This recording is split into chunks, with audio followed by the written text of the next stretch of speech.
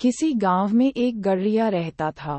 वह लालची स्वभाव का था, हमेशा यही सोचा करता था कि किस प्रकार वह गांव में सबसे अमीर हो जाए। उसके पास कुछ बकरियां और उनके बच्चे थे, जो उसकी जीविका के साधन थे। एक बार वह गांव से दूर जंगल के पास पहाड़ी पर अपनी बकरियों को चराने ले गया। अच्छी घास ढूंढने के चक्कर में आज वो एक नए रास्ते पर निकल पड़ा। अभी वह कुछ ही दूर आगे बढ़ा था कि तभी अचानक तेज बारिश होने लगी और तूफानी हवाएं चलने लगीं। तूफान से बचने के लिए गड़रिया कोई सुरक्षित स्थान ढूंढने लगा। उसे कुछ ऊंचाई पर एक गुफा दिखाई दी। गड़रिया बकरियों को वहीं बांध उस जगह का जायजा लेने पहुंचा तो उसकी आंखें फटी की फटी रह गईं। वहां बहुत सारी जंगली भेड़ें मौजूद थीं। मोटी तगड़ी भेड़ों को देखकर गड़रिये को लालच आ गया।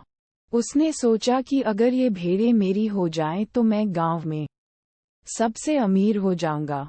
इतनी अच्छी और इतनी ज्यादा भेड़ें तो आसपास के कई गांवों में किसी के पास नहीं हैं।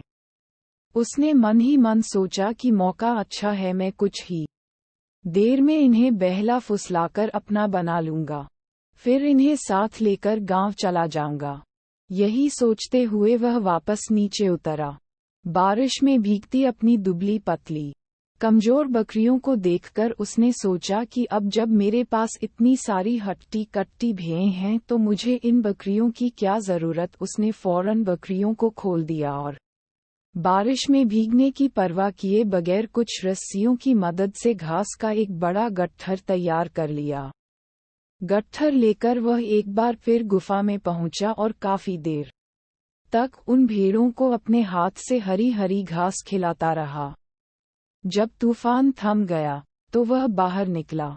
उसने देखा कि उसकी सारी बकरियां उस स्थान से कहीं और जा चुकी थीं। गड़ेरिये को इन बकरियों के जाने का कोई अफसोस नहीं था, बल्कि वह खुश था कि आज उसे मुफ्त में एक साथ इतनी अच्छी भेड़ें मिल गई हैं। यही सोचते सोचते वह वापस गुफा की ओर मुड़ा, लेकिन ये क्या, बारिश थमते ही भेड़ें वहां से निकलकर दूसरी तरफ जान लगीं। वह तेजी से दौड़कर उनके पास पहुंचा और उन्हें अपने साथ ले जाने की कोशिश करने लगा, पर भेड़ें बहुत थीं, वह अकेला उन्हें नियंत्रित नहीं कर सकता था। कुछ ही देर में सारी भेड़ें उसकी आंखों से ओझल हो गईं। ये सब देख गड़रिये को गुस्सा आ गया। उसने चिल्लाकर बोला, तुम्हारे लिए मैंने अपनी बकरियों को बारिश में बाहर छोड़ दिया, इतनी मेहनत से घास काट कर खिलाई, और तुम सब मुझे छोड़कर चली गई। सचमुच कितनी स्वार्थी हो तुम सब। गड़रिया बदहवास होकर वहीं बैठ गया। गुस्सा शांत होने पर उसे समझ आ गया कि दरअसल स्वार्थी वो भेड़ नहीं बल्कि वो खुद है, जिसने भेड़ों की लालच में आकर अपनी बकरियां भी खो दीं।